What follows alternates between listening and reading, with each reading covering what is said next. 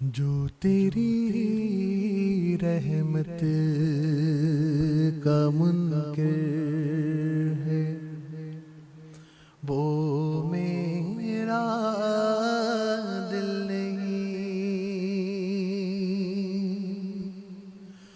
مانگنا جس کو نہ آئے وہ سائل نہیں۔ اے کرم برور کرم میرے گناہوں پر نہ جا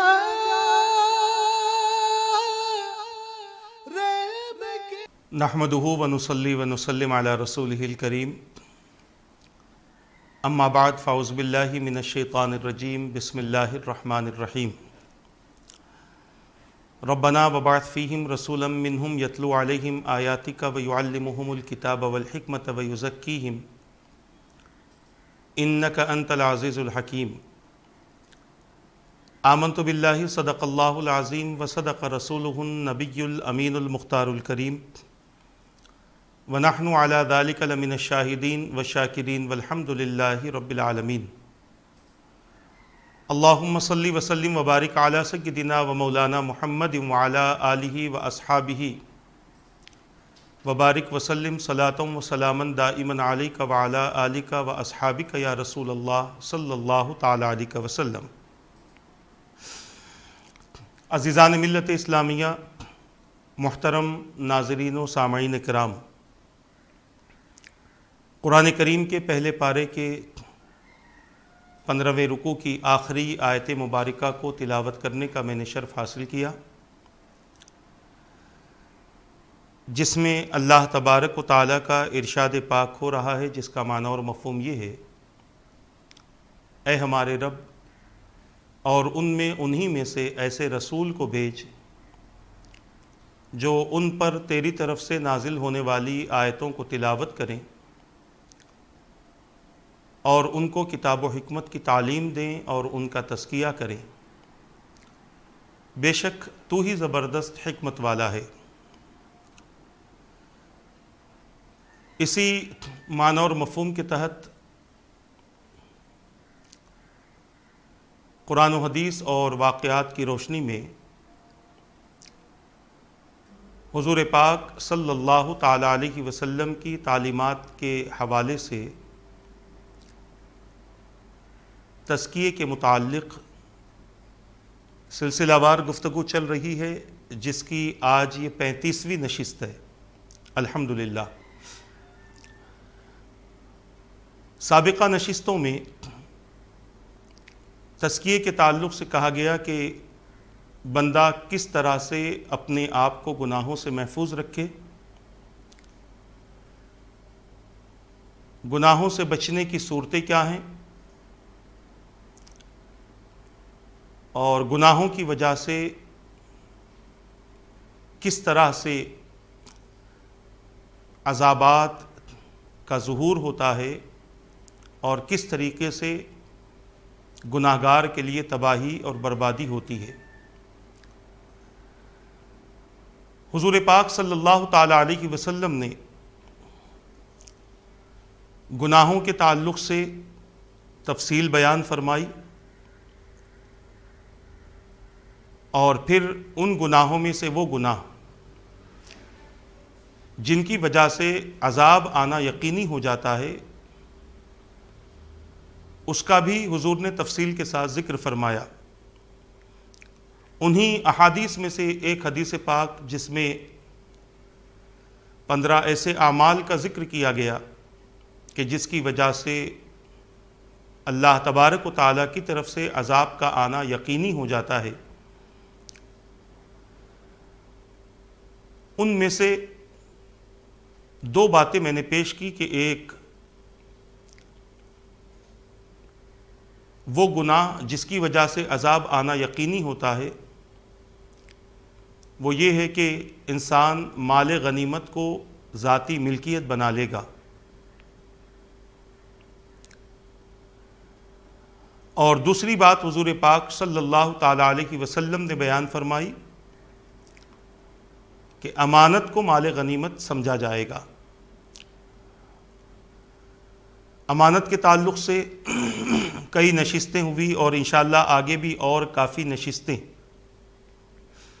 امانت کے تعلق سے باقی ہیں، تاکہ ہمیں یہ پتہ چل جائے کہ اللہ تبارک و تعالیٰ نے اور اللہ کے رسول صلی اللہ تعالیٰ علیہ وسلم نے امانت کے حوالے سے ہمیں کیا تعلیم دی۔ ہماری حالت اور ہمارا عالم یہ ہے کہ ہم بعض چیزوں کو اور بعض احکامات کو مختصر سا مان کر اپنی زندگی جیسے تیسے ہم گزار دیتے ہیں، ورنہ حقیقت یہ ہے کہ حضور پاک صلی اللہ تعالیٰ علیہ وسلم کی طرف سے دیے جانے والے تمام احکامات بسا اوقات مختصر سے ہوتے ہیں، مگر بسا اوقات بات چھوٹی ہوتی ہے مگر اس کا حکم بہت بڑا ہوتا ہے۔ اسی لیے ہمیں چاہیے کہ جب ہمیں کسی بات کا علم ہو، کوئی بات ہمیں معلوم ہو، اور پھر اس کو ہم برابر سمجھ نہیں پاتے تو پھر اس کا خلاصہ ایسے لوگوں سے کروانا چاہیے جن کو اللہ تبارک و تعالیٰ نے اس حوالے سے بہت زیادہ علم عطا فرمایا۔ اب آپ دیکھ لیں، جب امانت کی بات ہوتی ہے تو ہم یہ سمجھتے ہیں کہ کسی کا ہمارے پاس کوئی چیز رکھنا یہ امانت ہے، اور اس کو وہ چیز ویسے ہی واپس دے دینا یہ امانت داری ہے۔ صرف دنیاوی چیزوں کے حساب سے ہم یہ سمجھتے ہیں کسی نے دولت رکھوا دی، کسی نے پیسہ رکھوا دیا، کسی نے زیور رکھوا دیا، کسی نے ہیرے جواہرات رکھوا دیے، کسی نے زمین کے کاغذ رکھوا دیے، کسی نے برتن رکھوائے، کسی نے کوئی سامان رکھوا دیا۔ ہم سمجھتے ہیں بس یہی چیزیں ہیں جو امانت ہے، ورنہ حقیقت یہ ہے کہ انسان کی زندگی کا کوئی پہلو امانت سے خالی نہیں ہے۔ اور میں بارہا کہتا ہوں کہ اس کی تفصیل انشاءاللہ ہم بیان کریں گے کہ ہماری زندگی کا ہر پہلو امانت سے خالی نہیں ہے، وہ کس طریقے سے ممکن ہے۔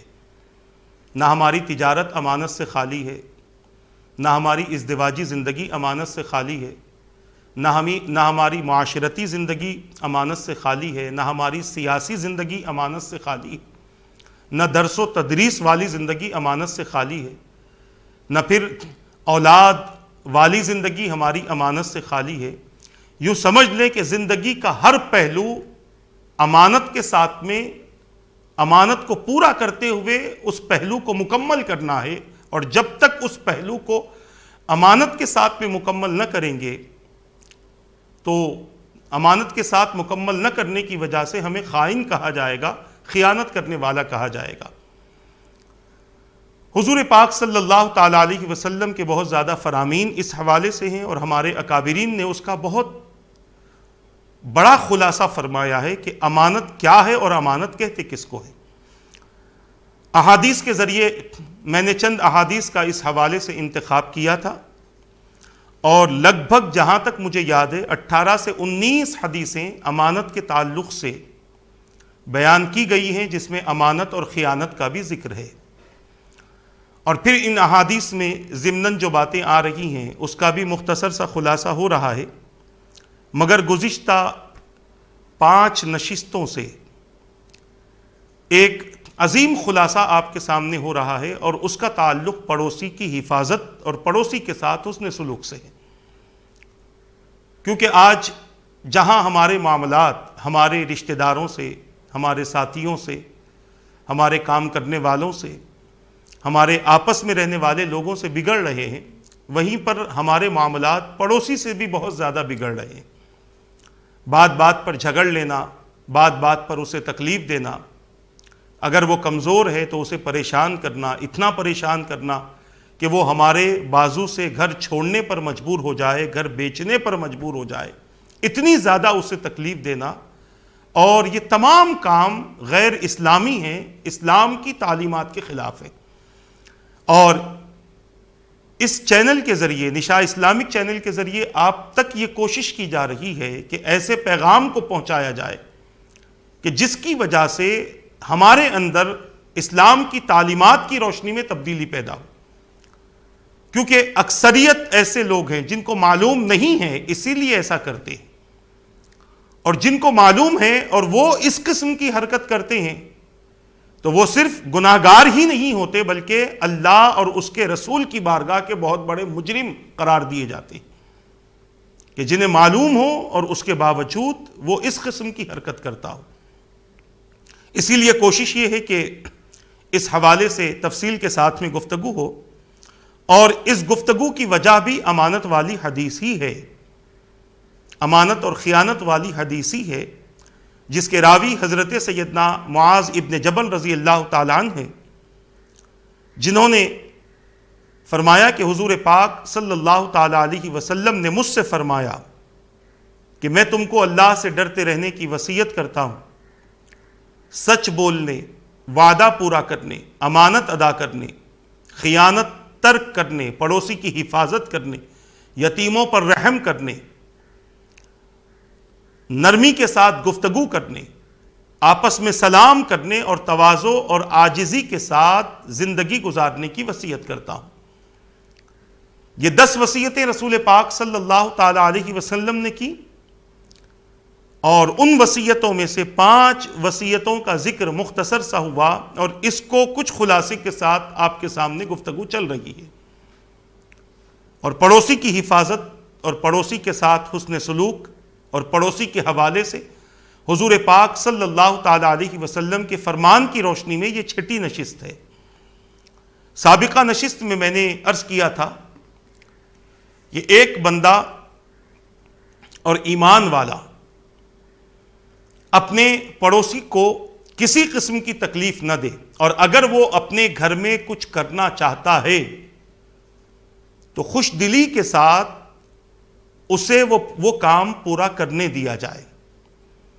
کوئی گھر بنانا چاہتا ہے، کوئی اپنی دیوار کو بلند کرنا چاہتا ہے، کوئی گھر کے اوپر ایک اور چھت ڈال کر کچھ کمرے تعمیر کرنا چاہتا ہے، تو اس کی طرف سے کبھی کبھی ہونے والی اذیتوں کو تکلیف کا سبب نہ بنائیں، بلکہ آپ ممکن ہو سکے تو اس معاملے میں اس کا ساتھ دیں اور خوش دلی کے ساتھ آپ اسے اپنے کام کو انجام دینے دیں.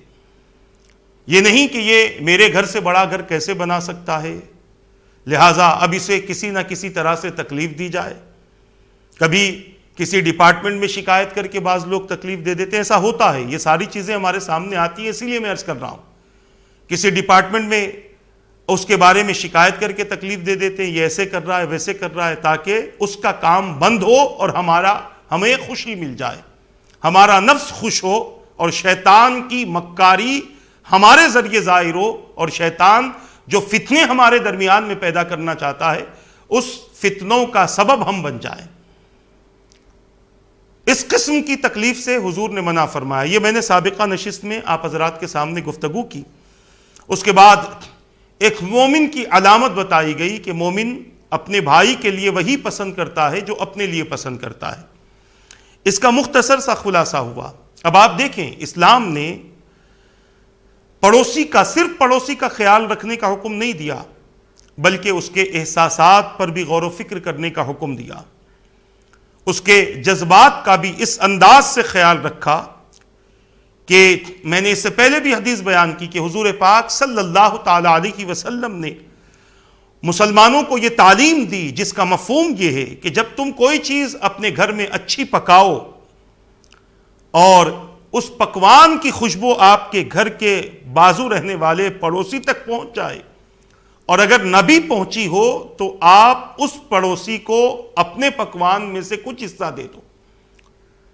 ممکن ہے کہ اس کے گھر میں ایسے پکوان نہ ہوتے ہوں، ممکن ہے کہ اس کے گھر میں اتنی خوشحالی نہ ہو کہ جس کی وجہ سے وہ اپنے گھر کی کھانے پینے کے معاملے میں اپنے گھر والوں کی تمام تر ضرورت کو پورا کر سکے. اپنے پڑوسی کو دے دو اور اپنے پڑوسی کو دے کر خوش کر دو. یہاں تک کہ ایک حدیث پاک آپ نے یہ بھی سنی تھی کہ اگر تمہارے گھر میں سالن بنتا ہو تو اس میں شوربہ زیادہ کر دو، یعنی اس کو زیادہ شوربہ کر دو، پانی زیادہ ملا دو تاکہ وہ تمہارے بھی کام آئے اور تمہارے پڑوسی کے بھی کام آئے۔ حضرت ابو ذر غفاری رضی اللہ تعالیٰ عنہ بیان کرتے ہیں کہ حضور پاک صلی اللہ تعالیٰ علیہ وسلم نے مجھ سے فرمایا کہ اے ابو ذر، تم جب کوئی شوربے والی چیز پکاؤ تو اس میں پانی زیادہ ڈال کر شوربہ زیادہ کر دو اور اپنے پڑوسیوں کا بھی خیال رکھو۔ یہ تو شوربے کی بات ہے۔ اس کے علاوہ جو چیزیں، چاہے وہ چیزیں کھٹی ہوں، چاہے وہ میٹھی چیزیں ہوں، چاہے اس کا تعلق کھانے وغیرہ سے ہو، چاول وغیرہ سے ہو، کوئی بھی چیز اگر آپ کے پاس بنتی ہو اور اگر آپ کو اللہ تبارک و تعالیٰ نے استطاعت دی ہے کہ آپ دوسروں تک کچھ پہنچا سکتے ہیں تو آپ پہنچا دو تاکہ پڑوسی بھی خوش ہو جائے اور حضور پاک صلی اللہ تعالیٰ علیہ وسلم کے فرمان پر عمل بھی ہو جائے۔ یہ دو باتیں پوری ہوں۔ عزیزان ملت اسلامیہ، حضور پاک صلی اللہ تعالیٰ علیہ وسلم کے اس حوالے سے کئی فرامین ہیں۔ میں بارہا کہہ رہا ہوں کہ رسول پاک صلی اللہ تعالیٰ علیہ وسلم نے پڑوسی کے حوالے سے بہت زیادہ اپنی امت کے اندر احساسات پیدا فرمائے ہیں اور انہیں جذبہ بھی دلایا ہے، اور پھر ان کے عمل پر اللہ کے رسول صلی اللہ تعالیٰ علیہ وسلم نے خوشخبریاں بیان فرمائی ہیں۔ اسی لیے ہمیں اس بات کا حکم ہے کہ جو شخص خود پیٹ بھر کے کھاتا ہو اور اس کا پڑوسی بھوکا رہتا ہے اور اسے اس بات کی خبر ہے کہ میرا پڑوسی بھوکا ہے، تو اللہ کے رسول صلی اللہ تعالیٰ علیہ وسلم نے اس کے ایمان والا نہ ہونے کا ذکر فرما دیا۔ یعنی وہ شخص مومن نہیں ہے جو خود پیٹ بھر کے کھائے اور اسے پتا ہو، اسے علم ہو کہ میرا پڑوسی بھوکا ہے اور پھر بھی اس کا خیال وہ نہ کرتا ہو، تو میرے آقا صلی اللہ تعالیٰ علیہ وسلم نے ایسے شخص کے لیے فرمایا وہ مومن نہیں ہو سکتا۔ جیسے حضور پاک صلی اللہ علیہ وسلم نے فرمایا لیس المؤمن الذی یشبع وجارہ جائع او کما قال، کہ وہ شخص مومن نہیں ہو سکتا جو خود تو پیٹ بھر کے کھائے اور اس کا پڑوسی بھوکا رہے اور اس کا پڑوسی بھوک سے تڑپتا رہے۔ عزیزان ملت اسلامیہ، حضور پاک صلی اللہ تعالیٰ علیہ وسلم کی یہ تعلیم ہر دور والوں کے لیے، سارے زمانے والوں کے لیے، وہ لوگ جو رسول کو نبی مانتے ہیں یہ تعلیم ان کے لیے بھی ہے، اور جو لوگ حضور کو نبی نہیں مانتے یہ تعلیم ان کے لیے بھی ہے، کیونکہ اچھائی ہر انسان قبول کرتا ہے، اچھی بات ہر انسان قبول کرتا ہے۔ حضور پاک صلی اللہ تعالیٰ علیہ وسلم کی تعلیمات صرف ایمان والوں کی حد تک محدود نہیں ہے، بلکہ حضور کی یہ تعلیم ساری امت کے لیے، جو حضور کو نبی مانتا ہو، جو حضور کو نبی نہیں مانتا۔ اور ہماری ذمہ داری ہے کہ ہم رسول پاک صلی اللہ تعالیٰ علیہ وسلم کی تعلیمات کو عملی جامہ پہنا کر لوگوں تک پہنچائیں۔ جب تک لوگوں کو یہ پتہ نہیں چلے گا کہ ہمارا اسلام کیسا مذہب ہے، وہ اسلام میں داخل کیسے ہوں گے، وہ دین میں کیسے داخل ہوں گے؟ جب تک لوگوں کو یہ نامعلوم ہو کہ اسلام کی تعلیمات کیا ہیں، اس وقت تک لوگ مذہب اسلام میں کیسے داخل ہوں گے؟ آج بے شمار لوگ حضور کی تعلیمات کو پڑھ کر اسلام میں داخل ہو رہے ہیں اور پھر بڑی پابندی کے ساتھ وہ حضور پاک صلی اللہ تعالیٰ علیہ وسلم کی تعلیمات پر عمل کر رہے ہیں۔ ہم نے سنا تھا ایک شخص کے بارے میں کہ وہ سگریٹ پی رہا تھا اور سگریٹ پیتے ہوئے وہ اپنا چہرہ پیچھے کی طرف کر دیتا جب اسے دھواں نکالنا ہوتا۔ کسی راستے سے گزر رہا تھا، کسی مسلمان نے اس سے پوچھ لیا، وہ بھی مسلمان تھا اور نیا نیا مسلم ہوا تھا۔ کسی نے پوچھا کہ تم سامنے کی طرف چہرہ کر کے دھواں کیوں نہیں پھونکتے، چھوڑتے، پیچھے کی طرف کیوں چھوڑ رہے ہو؟ تو اس نے کہا میرے سامنے کی طرف کعبہ ہے، میرا سمت کعبے کی طرف ہے، میرا چہرہ کعبے کی طرف ہے، اور میں نہیں چاہتا کہ اس کا دھواں میں سمت کعبہ کی طرف چھوڑوں۔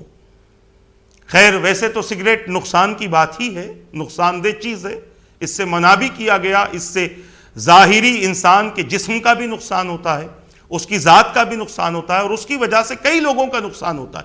میں بتانا یہ چاہتا ہوں کہ جو لوگ دوسرے مذہب سے اسلام کی طرف آتے ہیں ان لوگوں کی کیفیت یہ ہوتی ہے کہ وہ بڑی مضبوطی سے اسلام کے پابند ہوتے ہیں، اور ہماری ذمہ داری ہے کہ ہم رسول پاک صلی اللہ تعالی علیہ وسلم کی تعلیمات کو عمل کے طور پر لوگوں تک پہنچائیں۔ آج جتنے اسلام کے مخالف ہیں ان کے نزدیک معاذ اللہ، 100 بار معاذ اللہ، ان کے نزدیک اسلام کا ایک رخ یہ ہے کہ اسلام صرف لوگوں کو مارنے کی تعلیم دیتا ہے، معاذ اللہ۔ انہوں نے اسلام کو حقیقت میں پڑھا نہیں ہے، اور جب لوگ اس قسم کی بات کرتے ہیں تو ہم ان کی مخالفت انہی کے انداز میں کرتے ہیں۔ ہمیں چاہیے کہ اسلامی تعلیمات کو پیش کر کے ان کی مخالفت کی جائے۔ کوئی ہمیں گالی دیتا ہے، کوئی الگ مذہب والا، دوسرے مذہب والا، ہم اسے گالی دے دیتے ہیں۔ ہم اسے بتائے تو صحیح کہ اسلام کی یہ تعلیم کیوں ہے، کیوں اللہ کے رسول صلی اللہ تعالی علیہ وسلم نے یہ تعلیم ہمیں عطا فرمائی۔ جب آپ اس کے سامنے سے پردہ اٹھائیں گے تبھی تو اسے کچھ نظر آئے گا، اور جیسے وہ گفتگو کرتا ہے آپ ویسے ہی گفتگو کرتے ہیں، تو اس سے اسلام اس تک پہنچے گا نہیں، بلکہ وہ اور اسلام سے متنفر ہوگا، اسلام سے اور زیادہ نفرت کرے گا۔ تو ہماری ذمہ داری ہے اللہ کے رسول صلی اللہ تعالی علیہ وسلم کی تعلیمات کو عمل کے حوالے سے ان تک پہنچائیں۔ آپ دیکھیں حضور پاک صلی اللہ تعالی علیہ وسلم کی تعلیمات کا فائدہ کیا ہوتا ہے۔ صرف بات آ رہی ہے تو میں عرض کر رہا ہوں، ایک یہودی حضور پاک صلی اللہ تعالی علیہ وسلم کی نشست میں، حضور کی محفل میں ہمیشہ بیٹھتا تھا، مسلمان نہیں ہوا تھا، اور حضور کی تعلیمات کو غور سے سنتا، اور جس تعلیم پر عمل کرنے کی اس کی طاقت اور استطاعت ہوتی اس پر وہ عمل کرتا۔ ایک مرتبہ حضور پاک صلی اللہ تعالی علیہ وسلم نے اپنے صحابہ کے سامنے پانی پینے کا طریقہ بیان فرمایا۔ تعلیم دیکھی حضور کی، اور اس تعلیم کا فیضان بھی دیکھیے۔ حضور نے پانی پینے کا طریقہ بتلایا، اور ساتھ میں یہ فرمایا کہ جب پانی پیو تو دیکھ کر پیا کرو۔ کیوں؟ پانی میں کچرا ہو سکتا ہے، پانی میں کیڑا ہو سکتا ہے، پانی میں پتھر ہو سکتا ہے، پانی میلا ہو سکتا ہے، پانی میں بہت سارے نقصان دینے والی چیزیں ہو سکتی ہیں، اسی لیے فرمایا دیکھ کر پیا کرو۔ اور آج ہمارا عمل کیا ہے پانی کے حوالے سے؟ جہاں ملا پی لیا، نہ دیکھا نہ کچھ کیا۔ ممکن ہے کہ یہ پانی نقصان کا سبب بن جائے۔ اس یہودی نے جب حضور پاک صلی اللہ تعالی علیہ وسلم سے یہ بات سنی، اپنے گھر گیا، رات کا وقت ہوا، سو گیا۔ آدھی رات کو پانی پینے کی حاجت محسوس ہوئی، ضرورت محسوس ہوئی۔ اس نے اپنی اہلیہ کو اٹھایا، کہا پانی لے کر آؤ۔ جب وہ پانی لے کر آ گئی تو اسے اچانک یاد آیا کہ حضور نے فرمایا ہے، مسلمانوں کے نبی نے، رسول نے فرمایا ہے کہ پانی دیکھ کر پیو۔ اب اس نے سوچا کہ دیکھ کر پیتے تو ہیں، دیکھیں گے تو صحیح کہ آخر وجہ کیا ہے دیکھ کر پینے کی۔ لہذا اس نے اپنی بیوی سے کہا کہ چراغ جلاؤ۔ بیوی نے کہا کیوں چراغ جلاؤں؟ رات کا ابھی حصہ باقی ہے، ابھی چراغ جلانے کی کیا ضرورت ہے؟ کہا چراغ جلاؤ، مجھے دیکھنا ہے، پانی دیکھ کر پینا۔ اس نے کہا آج تک بغیر دیکھے پیتے تھے، تو اس شخص نے کہا آج تک بغیر دیکھے پیتا تھا، معلوم نہ تھا، آج معلوم ہو گیا ہے، دیکھ کر پینا چاہتا ہوں۔ لہذا اس خاتون نے چراغ جلایا، جیسے ہی پانی میں دیکھا تو پانی میں بچھو کا ایک چھوٹا سا بچہ موجود تھا۔ اس نے بہت خوشی کا اظہار کیا کہ حضور کی تعلیم کے نتیجے میں اس کی زندگی محفوظ ہو گئی۔ اگر وہ پی لیتا تو ممکن ہے کہ اس کے لیے وہ چیز زہر بن جاتی اور نقصان کا سبب بن جاتی۔ دوسرے دن صبح میرے آقا کی خدمت میں حاضر ہوا، عرض کرنے لگا کہ اے محمد عربی صلی اللہ علیہ وسلم، کلمہ پڑھا کر مجھے داخل اسلام کر دیجیے۔ پوچھا کیوں؟ تو کہا کل آپ نے پانی پینے کا حکم دیا تھا اور دیکھ کر پینے کا حکم دیا تھا، اگر میں نہ دیکھتا تو میری زندگی محفوظ نہ ہوتی، آپ کے فرمان کی وجہ سے میری زندگی محفوظ ہو گئی، لہٰذا بقیہ زندگی آپ کی غلامی میں گزارنا چاہتا ہوں۔ یہ حضور پاک صلی اللہ تعالی علیہ وسلم کی تعلیم ہے۔ آج ہمیں خود کو نہیں پتا کہ پانی کیسے پیئیں، کھانا کیسے کھائیں، کسی سے گفتگو کیسے کریں، کسی سے معاملات کیسے انجام دیں، کس سے کیسی بات کریں، چھوٹوں کے ساتھ کیسے پیش آئیں، بڑوں کے ساتھ کیسے پیش آئیں، اور زندگی کیسے گزاریں، کیسے ادب کریں، کس طریقے سے ہم اپنے معاملات، ہم اپنی تجارت کریں، کس طریقے سے ہم لوگوں کے حقوق ادا کریں، یہ ساری تعلیمات سے ہم خالی ہیں۔ ہم تو دنیا کو دیکھتے ہیں وہ کیسے چلا رہی ہے، ہم ویسے ہی چل رہے ہیں۔ آج ہمارا سب سے بڑا آئیڈیل یہ ٹی وی کے سیریل اور یہ ٹی وی کے پکچرز ہو چکے، سب سے بڑے آئیڈیل ہے۔ نوجوانوں کی زندگی ہیروؤں کی تقلید میں گزرتی ہے، اور ایکٹرز کی تقلید میں گزر جاتی ہیں، اور بچیوں کی زندگی ایکٹریس اور ساتھ ہی ساتھ ہیروئن کی تقلید میں گزر جاتی۔ لباس ان جیسا، گفتگو ان جیسی، کپڑے ان جیسے، بول چال ان جیسا، کھانا پینا ان جیسا، پوری زندگی ان کے جیسے گزارتی۔ اور ان جیسی گزارنے کی زندگی میں، ان جیسی زندگی گزارنے میں یہ بھی نہیں دیکھا کہ ہم کتنے ننگے ہو گئے ہیں اور ہمارے جسم سے کتنا لباس اتر گیا ہے۔ بڑی محبت اور وارفتگی کے ساتھ ہم ان پر فدا ہو گئے، اور پھر اس تعلیم کا نتیجہ یہ ہوا، ان اعمال کا نتیجہ یہ ہوا کہ ہم مسلمان رہ کر بھی اپنے اسلام سے خالی ہو گئے، اور دین والے ہو کر بھی اپنے دین کا علم ہمارے پاس میں نہ آ سکا۔ آج یہ حالت اور یہ حیثیت ہماری بن چکی ہے۔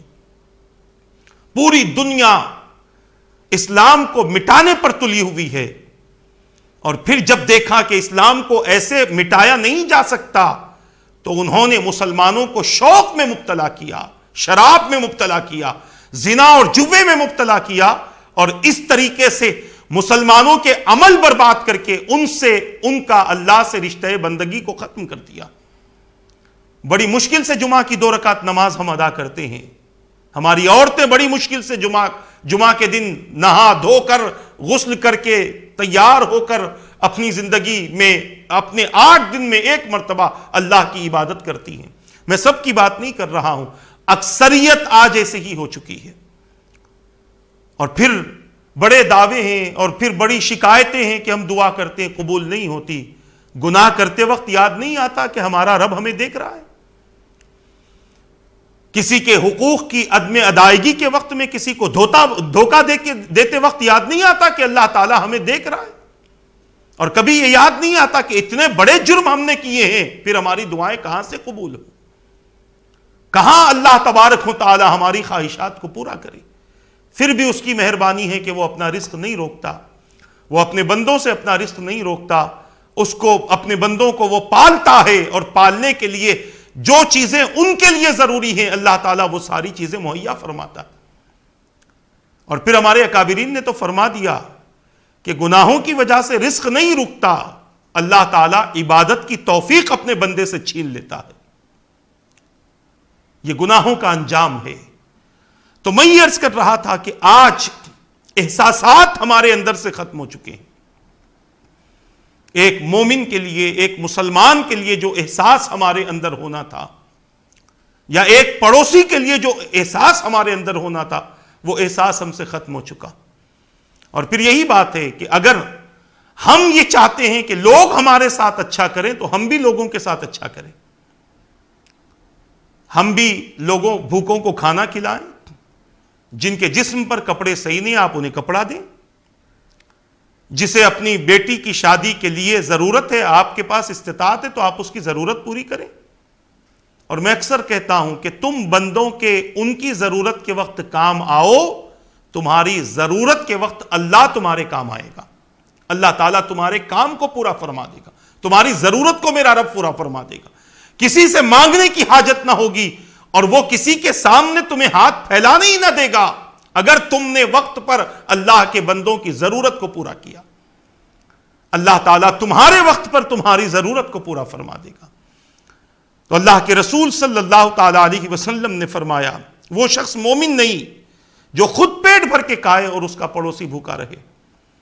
آج پوری دنیا میں یہ ماحول بنا ہوا ہے کہ لوگ اپنا خیال تو کر لیتے ہیں، اپنے پڑوسی کا خیال نہیں کرتے۔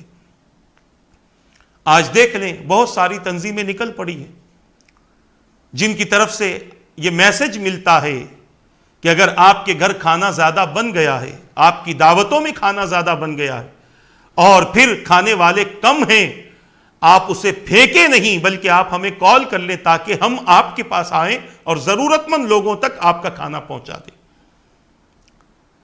کبھی یہ بھی تو خیال کرو کہ ہماری ضرورتیں تو پوری ہوتی ہیں، ہمارے شوق تو پورے ہوتے ہیں، ہماری وجہ سے کسی ضرورت مند تک اس کی ضرورت پہنچ جائے، اس بات کا خیال کیا جائے۔ دیکھ لیں کتنی ریلیف تنظیمیں، کتنی ریلیف سوسائٹیز آج اس دنیا میں کام کر رہی ہیں، آرفن سوسائٹیز، یتیموں کو پرورش کرنے والی سوسائٹیز، اولڈ ایج سوسائٹیز، بوڑھوں کی خدمت کرنے والی سوسائٹی، اور اس طرح جو لوگ مفلس ہیں، غریب ہیں، مسکین ہیں، اور بہت سارے ایسے معذور ہیں جو لوگوں کے گھروں تک پہنچ کر کھانا نہیں مانگ سکتے، ایسے لوگوں تک کھانا پہنچانے کے لیے تنظیمیں بن گئی، تحریکیں بن گئی، کئی آرگنائزیشنز ہیں، کئی سوسائٹیز ہیں، یہ سب لوگوں تک پہنچ رہے ہیں۔ آپ دیکھ لیں، افریقن کنٹریز کا جائزہ لے لیں، کتنے ایسے لڑکے آپ کو ملیں گے، کتنے ایسے گھر آپ کو ملیں گے جہاں پر کھانے کے لیے کھانا موجود نہیں ہے۔ آپ دیکھ لیں شام کی کیا حالت ہوئی، ملک شام میں کس طریقے سے بچے کھانے کے لیے اپنے ہاتھ پھیلائے ہوئے اوپر کی طرف، آسمان کی طرف نظر کر کے کھڑے ہیں کہ اوپر سے کوئی ہیلی کاپٹر یا پلین گزرے اور اوپر سے ہم پر کھانا پھینکے تاکہ ہماری ضرورت پوری ہو۔ یہ کیفیت آج ساری دنیا میں ہے۔ لوگ اپنے جسم کو سلامت رکھنے کے لیے، اپنے جسم کی ضرورت کو پورا کرنے کے لیے لوگوں کے سامنے ہاتھ پھیلانے پر مجبور ہو چکے۔ یہ اس لیے ہو رہا ہے کہ آج ضرورت مند تک مالدار ان کا حق نہیں پہنچا رہے ہیں، اور اس کو اپنی خوشی کا ذریعہ نہ سمجھیں، بلکہ یہ ذہن میں رکھ لیں کہ آج کسی کو جواب دو نہ دو، کل اللہ کی بارگاہ میں اس کا جواب دینا ہے۔ سینکڑوں لوگوں کا کھانا ہم کچرے کی نظر کر دیتے ہیں، ہمیں کسی غریب کا خیال تک نہیں آتا، کسی مسکین کا خیال تک نہیں آتا، کسی پڑوسی کا خیال تک نہیں آتا، اور خیال آتا بھی ہے تو کیوں دے، وہ ہمیں دیتا ہے۔ ارے وہ نہیں دیتا، یہ اس کے اخلاق ہیں، تم دے کر اپنے اخلاق تو بتا دو، تم دے کر بتا دو کہ حضور کی تعلیم یہ ہے کہ تم دو نہ دو، ہمیں حضور کی تعلیم یہ ہے کہ ہم دیں۔ وہ جیسا ہوگا آپ ویسے بنیں گے تو پھر محبتیں کہاں سے پیدا ہوں گی؟ اختلافات تو بڑھتے چلے جائیں گے، لڑائیاں بڑھتی چلی جائیں گی، فتنہ پھیلتا چلا جائے گا۔ کوئی تو آگے بڑھے، دوستی کا ہاتھ آگے بڑھائے، محبت کا ہاتھ آگے بڑھائے، اخوت کا ہاتھ آگے بڑھائے۔ وہ نہیں دیتا ہم کیوں دیں، وہ دعوت نہیں دیتا ہم کیوں دیں، یہ اس کے اخلاق ہیں۔ آپ دے کر اپنے اخلاق کا مظاہرہ کرو، ممکن ہے کہ آپ کا یہ عمل اس کے اندر، اس کے دل میں آپ کے لیے محبت پیدا کر دے اور ندامت پیدا کر دے کہ ہم نہیں دیتے پھر بھی وہ دیتا ہے، وہ نادم ہو جائے۔ یہ اسلام کی تعلیم ہے۔ تو میں یہ عرض کرنا چاہتا ہوں، آج بھوکوں کو کھانا کھلانے کے لیے تنظیمیں چل رہی ہیں، اور یہ تنظیمیں اس لیے چل رہی ہیں کہ بھوکوں تک ان کا حق پہنچ جائے اور انہیں غذا ملے۔ یہ تو ہر دولت مند کا حق تھا کہ وہ بھوکوں کو تلاش کر کے انہیں کھانا کھلائے، ان کی ضرورتوں کا خیال کرے، مگر آج کہاں انسان کے پاس اتنا وقت ہے کہ وہ لوگوں کی مدد کرنے کے لیے اپنے گھر سے نکلے، اپنی تجارت کو چھوڑے، یا پھر اپنے دوست و احباب کو چھوڑ کر وہ لوگوں تک پہنچے اور ان کی ضرورتیں معلوم کر کے ان کی ضرورتوں کو وہ پورا کرے۔ یہاں نہیں کرتے مگر وہاں تو جواب دینا ہے، اللہ کی بارگاہ میں جواب دینا ہے۔ تو یہ بات ذہن میں رکھ لیں کہ اللہ کے رسول صلی اللہ علیہ وسلم نے فرما دیا، وہ شخص مومن نہیں ہو سکتا جو خود پیٹ بھر کے کھاتا ہو اور اس کا پڑوسی بھوکا رہے۔ میرے آقا صلی اللہ تعالی علیہ وسلم نے مسلمان ہونے کے ناطے تعلیمات کی روشنی میں پڑوسی کے ساتھ کس طرح سے نیک سلوک کرنا ہے اور نیک سلوک کرنے کے لیے کس طرح سے سبقت لے جانا ہے، اس کی تعلیم حضور پاک صلی اللہ تعالی علیہ وسلم نے ہمیں دے دی۔ ہمارے پڑوسی کے گھر میں جنازہ ہو یا پڑوسی کے گھر میں جنازہ ہو تو ہماری ذمہ داری ہے کہ ان کے گھر کے لیے جو ضرورت ہے، ناشتے کی ضرورت، کھانے کا انتظام، اس ضرورت کو آپ پورا کریں، اور کسی کے لانے سے پہلے آپ لے کر پہنچ جائیں، یہ نیکی میں سبقت ہے۔ یہ نہ سوچے کہ وہ لا لے گا، وہ لا لے گا، وہ لا لے گا. یہ لا لے گا کی چکر میں بعض ایسے افراد تو بھوکے ہی رہ جاتے ہیں جن کے گھر میں جنازے ہوتے. وہ لا لے گا، ہمیں کیا لے جانا ہے، وہ کر دے گا، ہمیں کیا کرنا. ایسے ہی کر کے آج ہم عمل کے معاملے میں پیچھے ہو گئے. آپ کو پتا ایک بادشاہ نے اعلان کیا تھا، کسی نے بادشاہ سے کہہ دیا تھا کہ تمہاری رعایا تم سے محبت نہیں کرتی، وہ تمہاری اطاعت نہیں کرتی، صرف تمہیں خوش کرنے کے لیے وہ تمہارے سامنے اپنی گردنوں کو جھکائے کھڑی رہتی ہے. یہ دل سے تم سے محبت نہیں ہے، دل سے ان کے پاس اطاعت کا جذبہ نہیں ہے. بادشاہ نے کہا یہ کیسے ممکن ہے؟ کہا دیکھ لو. اب اس بادشاہ نے اعلان کروا دیا منادی کے ذریعے، اعلان کرنے والے کے ذریعے، کہ بادشاہ نے اپنے محل کے پاس ایک حوض بنایا ہے اور سب سے کہا ہے کہ سب اپنے اپنے گھر سے دودھ لاؤ اور اس حوض کو بھر دو. رعایا اتنی تھی کہ اگر وہ لوگ دودھ لا لیتے تو حوض بھر بھی جاتا اور بھر کر باہر نکل جاتا. مگر ہر ایک نے یہی سوچا کہ میں کیوں لے جاؤں، پڑوسی لے جا رہا ہوگا نا. اس نے وہی سوچا میں کیوں لے جاؤں، دوسرا لے جا رہا ہوگا. یہاں تک کہ جس دن کے لیے اعلان ہوا تھا، جب اس دن بادشاہ نے حوض کی طرف دیکھا تو حوض میں ایک قطرہ بھی دودھ نہیں ہے. رعایا کو جمع کیا بادشاہ نے، پوچھا میرا اعلان سنا تھا؟ سب نے کہا سنا تھا. کہا کیوں نہیں ڈالا؟ تو سب نے ایک ہی آواز میں ایک ہی بات کہی کہ ہم نے سمجھا کہ یہ ڈال دے گا، میں ایک نہ ڈالوں گا تو کیا ہوا. آج یہی حالت تو ہماری ہے، یہی اعمال ہمارے ہیں.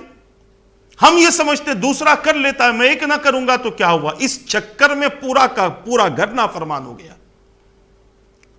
پورا کا پورا گھر بے نمازی ہو گیا، پورا کا پورا گھر رمضان کا روزہ چھوڑنے والا بن گیا، زکوٰۃ میں چوری کرنے والا بن گیا، اور صاحب استطاعت ہونے کے باوجود حج کو چھوڑنے والا بن گیا. اس نے کر لیا، وہ کر رہا ہے نا. قیامت کے دن کا پتہ نہیں ہے، ہر انسان کو اس کے عمل کا حساب دینا ہے. بعد میں دوسری چیزیں ہوں گی، پہلے تو اس کے خود کے عمل کا اسے حساب دینا ہے. کوئی مسجد سے مانگنے کے لیے آتا ہے، بڑے بھائی نے دے دیا، اب میں کیوں دوں بھائی، اس نے دے دیا ہے نا. پھر آپ کے گھر میں اسٹار کنیکشن الگ ہے تو آپ الگ کیوں دیتے ہو؟ آپ کہہ دو کہ بڑے بھائی نے دے دیا، اسی میں چلا لو. اسٹار والا کہے گا نہیں کنیکشن کٹ کر دیں گے، فوری جیب سے نکال کر دے دیتے کہ گناہوں سے کنیکشن کٹ ہو گیا تو کیسا ہوگا، کیسے زندگی گزرے گی. اللہ اور اس کے رسول کے فرمان سے ہمارا رشتہ ختم ہو رہا ہے، اس کا کوئی احساس ہمارے پاس میں نہیں. تو حضور پاک صلی اللہ تعالی علیہ وسلم کی تعلیمات کی روشنی میں بندہ مومن کو چاہیے کہ وہ ایک دوسرے پر سبقت کریں، ایک دوسرے پر سبقت لے جائیں، چاہے وہ حکم کسی طرح کا ہو. یہی وجہ تھی کہ حضرت ابوبکر صدیق رضی اللہ تعالیٰ عنہ سب سے زیادہ سبقت لے جاتے تھے ہر معاملے میں. کسی بھی معاملے میں حضرت ابوبکر صدیق رضی اللہ تعالیٰ عنہ پیچھے نہیں رہے. یہاں تک کہ جب نیکیوں کی بات آئی، ام المؤمنین سیدتنا عائشہ صدیقہ رضی اللہ تعالیٰ عنہ نے حضور سے ایک مرتبہ دریافت کیا کہ یا رسول اللہ صلی اللہ علیہ وسلم، آسمان میں جتنے ستارے ہیں اتنی نیکیاں کسی کی ہیں؟ اندازہ کیجئے یہ سوال کس سے ہو سکتا ہے. میں نے سابقہ نشست میں کہا تھا کہ نبیوں کو اللہ تعالیٰ نے ہر چیز کا علم عطا کر دیا تاکہ کسی سائل کے سوال پر وہ خاموش نہ رہے بلکہ اس کا جواب دے دے. ام المومنین نے سوال کیا، انہیں یہ یقین ہے کہ حضور کو یہ معلوم ہے کہ آسمان میں ستارے کتنے ہیں، اور انہیں اس بات کا بھی یقین ہے کہ حضور کو یہ معلوم ہے کہ حضور کا کون سا امتی کتنا نیک ہے اور کتنا گناہگار ہے. اسی لیے تو سوال کیا نا، نہیں تو کیوں سوال کرتے؟ معلوم ہے اور یقین ہے حضور کے تعلق سے، اسی لیے سوال کیا. میرے آقا نے فرمایا ہاں، میری امت کا ایک شخص ہے جس کی نیکیاں آسمان کے ستاروں سے زیادہ ہیں. بڑی خوش ہوئی، پوچھا، فوری طور پر پوچھا کہ حضور وہ کون ہیں؟ تو میرے آقا نے فرمایا وہ عمر ہیں رضی اللہ عنہ سیدنا. ام المؤمنین کی مسکراہٹ خاموشی میں تبدیل ہو گئی. میرے آقا صلی اللہ تعالی علیہ وسلم نے بھانپ لیا، دیکھ لیا، جان لیا. ام المؤمنین سے سوال کیا کہ کیوں خاموش ہو گئیں؟ عرض کرنے لگے حضور کوئی بات نہیں ہے. میرے آقا نے فرمایا تم یہ جاننا چاہتی ہو کہ میرے والد کی نیکیاں کتنی ہیں جب عمر کی نیکیاں اتنی ہیں رضی اللہ عنہما. کیونکہ ام المؤمنین عائشہ صدیقہ رضی اللہ تعالیٰ عنہ کے والد ماجد حضرت سیدنا ابو بکر صدیق رضی اللہ تعالیٰ عنہ. آپ نے عرض کیا ہاں حضور میں یہی جاننا چاہتی ہوں. میرے آقا نے فرمایا آسمان میں جتنے ستارے ہیں ان ستاروں سے زیادہ عمر کی نیکیاں ہیں، اور عمر کی جتنی نیکیاں ہیں ابو بکر کی ایک نیکی عمر کی ساری نیکیوں کے برابر ہے. یہ حضور کا علم ہے. اور یہ حضرت ابو بکر صدیق رضی اللہ تعالیٰ عنہ کی اتنی نیکیاں کہاں سے آ گئی؟ تو میں عرض کروں نیکیوں میں سبقت کی وجہ سے آ گئی. آگے بڑھنے کا شوق، بہت زیادہ نیکیاں کرنے کا شوق حضرت ابو بکر صدیق رضی اللہ تعالیٰ عنہ کو تھا. تو حضور پاک صلی اللہ تعالیٰ علیہ وسلم کی تعلیمات ہے کہ تم نیکیوں میں سبقت کرو، چاہے اس نیکی میں سبقت کرنا کوئی معمولی ہدیہ دے کر ہی کیوں نہ ہو، کوئی معمولی تحفہ ہی دے کر کیوں نہ ہو. حضور نے ایک مرتبہ اعلان جنگ فرمایا اور پھر یہ بھی فرمایا کہ مجاہدین کے لیے سامان جمع کرو.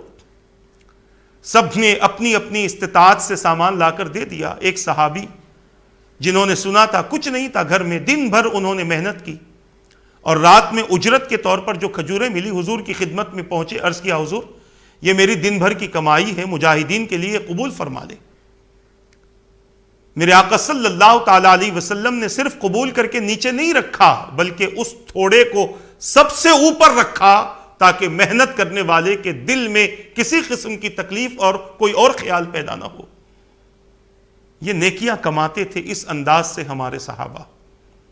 مختصر سی چیز بھی لا کر حضور پاک صلی اللہ تعالیٰ علیہ وسلم کی خدمت بابرکت میں پیش کر دیتے تھے، جس کا نتیجہ یہ ہوتا تھا کہ لوگ ان کے عمل کو پسند کرتے تھے. نہ صرف ان کے عمل کو پسند کرتے تھے بلکہ ان کی ذات سے محبت بھی ان کے اندر پیدا ہو جاتی تھی. مگر آج معاملہ بالکل عجیب ہے، بالکل اس کے برخلاف ہے. آج نہ کوئی چھوٹی چیز ہم کسی کو دینا چاہتے ہیں، کوئی بڑی چیز ہم کسی کو دینا چاہتے ہیں. آپ کی جو استطاعت ہو آپ اللہ کی راہ میں خرچ کرو. اللہ تعالیٰ چیز کو نہیں دیکھتا، نیت کو دیکھتا ہے. اور اسی میں رکاوٹ شیطان بنتا ہے. شیطان یہ کہتا ہے ارے اتنا سا دو گے تو پھر وہ سامنے والا کیا سمجھے گا. ایک غریب کسی امیر کو تحفہ دے، اپنی استطاعت کے مطابق 50 روپے کی پیالیاں پیش کر دے پیک کر کے، اور پھر وہ یہ سوچے کہ اگر میں اتنا کم قیمت والا سامان دوں گا تو امیر کیا سوچے گا. یہ نیکی سے روکنے والا شیطان ہوتا ہے. اس کی مکاری کو سمجھے اور اس سے بچیں. وہ نہیں چاہتا کہ بندے کو کوئی اجر ملے. تحفہ دینا آپس میں محبت بھی بڑھانا ہے اور تحفہ دینا اجر حاصل کرنا ہے، ثواب حاصل کرنا ہے. تو لہٰذا چھوٹی سے چھوٹی چیز ہی کیوں نہ ہو آپ اللہ تبارک و تعالیٰ کی راہ میں دو، اور اس میں خاص طور سے پڑوسی کا خیال رکھو. انشاءاللہ آئندہ نشست میں ہم حدیث پیش کریں گے کہ اللہ کے رسول صلی اللہ تعالیٰ علیہ وسلم نے چھوٹی سے چھوٹی چیز بھی کسی کو ہدیہ دینے کا حکم دیا ہے، اور بالخصوص پڑوسیوں کو وہ چھوٹی سے چھوٹی چیزیں بھی ہدیتاً دینے کا حکم فرمایا ہے. آئندہ نشست میں انشاءاللہ وہ احادیث پیش ہوں گی. اللہ تبارک و تعالیٰ سے دعا ہے کہ رب قدیر جو کچھ کہا گیا کہنے میں غلطی ہو تو اپنے حبیب کے صدقے معاف فرما دے. ان باتوں پر مجھے اور ان سب کو عمل کرنے، دوسروں تک پہنچانے کی توفیق عطا فرما برحمتک یا ارحم الراحمین. وما علینا الا البلاغ. السلام علیکم ورحمۃ اللہ وبرکاتہ.